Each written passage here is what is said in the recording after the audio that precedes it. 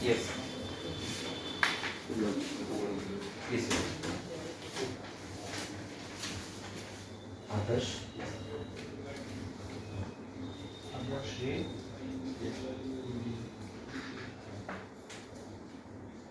What is your medium? My medium is Yes. So what would be the language which you prefer to talk with us? English. English. So introduce yourself in front of the board. So my name is Adarsh. I belong to village Gazipur, post Divakar, district of Uttar Pradesh. I have done my schooling from Calvary Adult School, Training, and currently I have completed my graduation in Bachelor of Arts. Bachelor of Arts. Okay. And what's your hobby now? So my hobbies is to playing cricket. Playing cricket. Okay. Have you heard the word nationalization? Yes, sir. What does it mean? So basically, I have heard the word nationalization in economy, the conversion of private sector banks to national banks, so that the inclusive development will be in that one. Okay. When it was happened? It was started during 1969 when Honorable Prime Minister, the then Prime Minister Indira Gandhi, started the nationalization of banks. Do you know that what was that particular constitutional amendment which has given power to the government for the nationalization of private enterprises? Sorry, sir, I should know this, but I don't know exactly. It's okay. What is the difference between union and federation? So, as we know, United States of America is a federation where there is a contract between the state and other states so that they will be united. But in India, as you know, in Article 1 it was stated that India is union of state where union is indestructible while states are destructible. Okay. Yes. And what is cooperative federalism? Uh, Have you heard this word? Yes, Cooperative I federalism. have heard this. What is this? So it is a kind of federalism where states will cooperate with the union. Like we talk about in India that cooperative federalism is paramount for proper functioning. Okay. And what is competitive federalism? Then? Have you heard this word? I have heard, but I exactly don't know about it. Okay. Sure. And what is the difference between constitutional body and what it we would say non-constitutional body or extra constitutional body?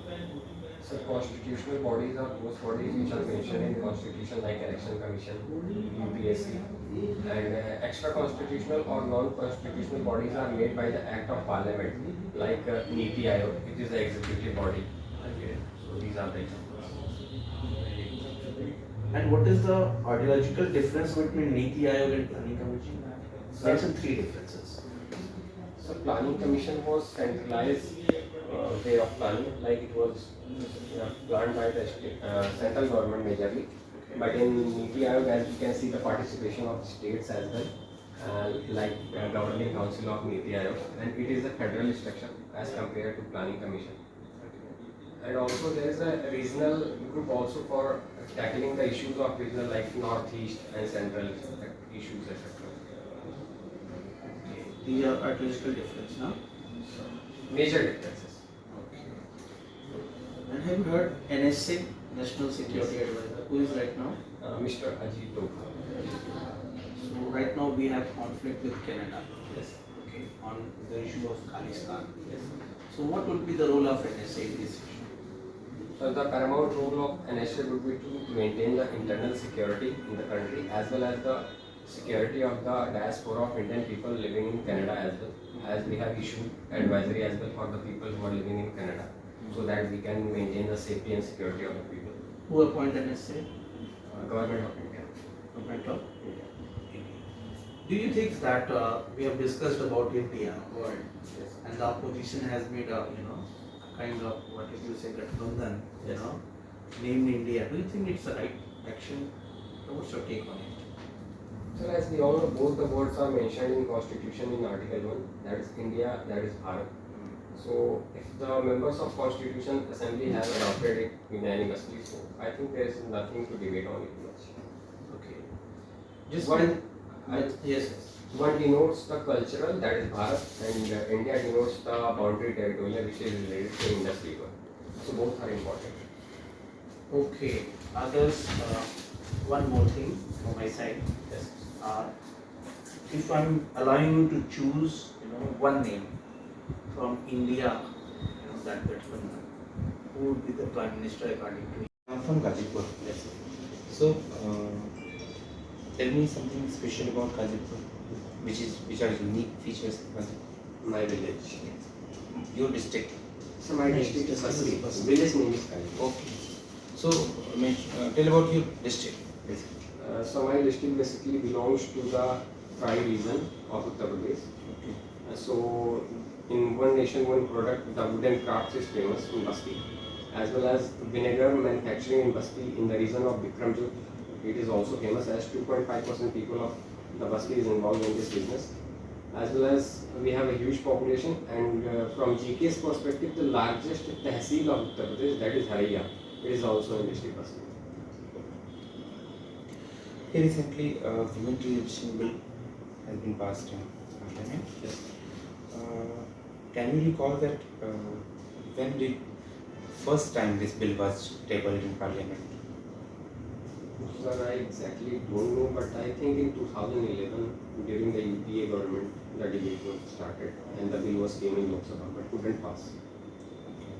And when will this act will be implemented? The Nari Shakti. Recently, both the houses have passed it. After the assent of president, it will be published in Gazette of India, Gazette paper of India, then it will be implemented. Right after the signature No, of sir. the president. It will be implemented as per the Home Minister's statement in Parliament after the 2026 census. Then it will be implemented. So only the factor behind not implementing this bill is the census of 2026 or anything else. Sir, exactly don't know the other reasons, but this is the reason what Honorable Home Minister has said in Lok Sabha. So according to you, it will be implemented in 2029 election. Most probably. Others, one more thing. Right now, in Indian Parliament, we have shifted from old Parliament building to new Yes. Parliament. Okay. So, can you recall that when the old Parliament started functioning for the first time? Sir, I don't know the exact date, but I think I can guess. When the Constitution Assembly was formed, as Honorable Prime Minister has said, it would be known as Samvidhan Bhavan. So I think the date is 9th of December 1946. Okay. Yes, from that day. Okay. In Constituent Assembly, was there any debate about India and Bharat? Can you recall? Sir, I don't know exactly, but I should know it. Okay, what is the capital of Manipur? Imphal.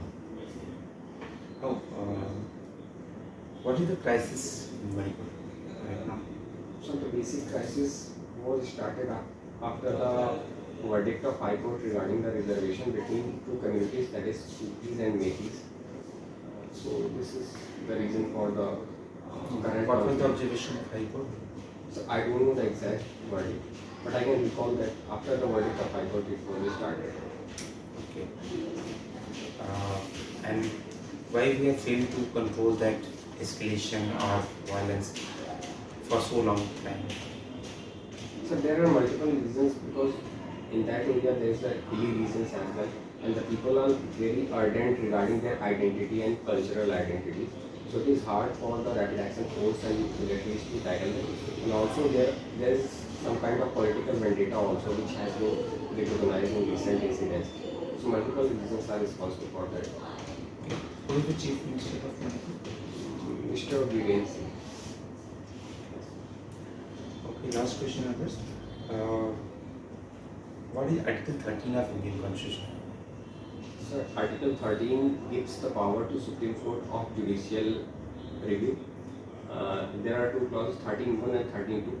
13.1 talks about the pre-constitutional laws and 13.2 talks about the post-constitutional laws. If they violates the fundamental rights of the citizen of India, then that part of law will be null and void. It was stated by Supreme Court in judgments. Any application of Article 13 in Indian constitutional history? So there has been multiple implications, but I am unable to recall immediately. No, last question. Any constitutional amendment under Article 368, if it violates fundamental right, then it will be declared null and void according to Article 13? Yes, because it was pronounced in 1973 case 1 and Bharti case that if any constitutional amendment violates the basic structure of the constitution, then it will be null and void. But Article 13 don't talk about discuss about basic Sorry, structure. In Article 13 there is no mention about basic structure. No, sir. In Basic Article structure has not 13, been mentioned in constitution itself. there is no further explanation of judicial review in constitution. But in case 1 and Bharti case, Supreme Court gave its verdict regarding the basic structure. And there is no mention of basic structure in constitution as well. Some of features of basic constitution. Like If you can name three, any three. equality among the people, and free and fair elections, cooperative federalism, separation of power, etc. Sir. Okay, Mr. Adarsh Singh, your option is political science. Yes, sir. So, if you clear mains examination, what would be your first preference in services? So my first preference would be IAS. IAS. Yes. Why not IAS? What are services? Because You speak such a good English. You have a good personality also. So you can also prefer because in current scenario, role of Indian foreign services is continuously increasing. yes, Because India's role in the international level it is growing day by day. So more than IS, you can perform very well in the foreign services. so first of all, I think that I have the potential to tackle multi-dimensional fields. In IAS, we got that opportunity. And if we see the serving in foreign, also there is a possibility to join United Nations being an IAS officer as Government of India provides the opportunity. So I can serve in both the way with this grade. Yes. Okay. Recently, in context of Indo-Canada relations, you must have heard about some embassy staff. They have removed. Canada has removed some Indian embassy staff. Yes. And in quid pro quo, India has also taken same steps. So, do you know what is exactly embassy and its function? Because your option is political science, and you normally read about international relations. That I am asking. So embassy basically functions as a territory of the country in that particular country. As we know, embassy belongs to that nation from which it belongs. So it takes care about giving visas and also having the records of the people who migrate to that country and all. Okay, which country has the sovereign power over that region? Embassy. The country from which that embassy belongs. For example, Indian embassy in Canada. Okay, what is the difference between embassy, high commission, and consulate? You have heard about the high commission. Yes. What is the difference between embassy and high commission? So I don't know the exact. Consulate. I should know this, but I don't know. Because my optional subject is still not completed because of some reasons as faculty is what I'm doing here. Okay. Okay. My next question is also related to Indo-Canada relations. You must have read about soft power and hard power Yes. in international relations in political science. Yes. Can you differentiate between the two? Yes. So hard power basically defines the use of military capabilities of a nation to dominate on the others, while the soft power use multiple dimensions like financial weapons and embargo on the other nation without use of military weapons. So it is a soft power. What is smart power then? Sir, the combination of hard power and smart power is known as soft power, but both will be used. Actually, embargoes and these kind of economic sanctions, they belong to the actually hard power. Soft power is exactly what.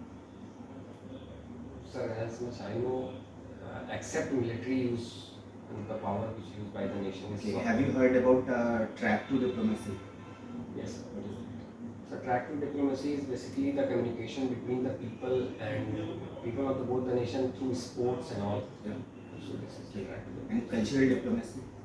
So having the same culture between or getting the common point between the two nations, so it will be called as So a these culture. two will come under which area? Soft power or smart power? Soft power. My next question is also from politics section. You have must have read, and this test is based also on politics. Yes.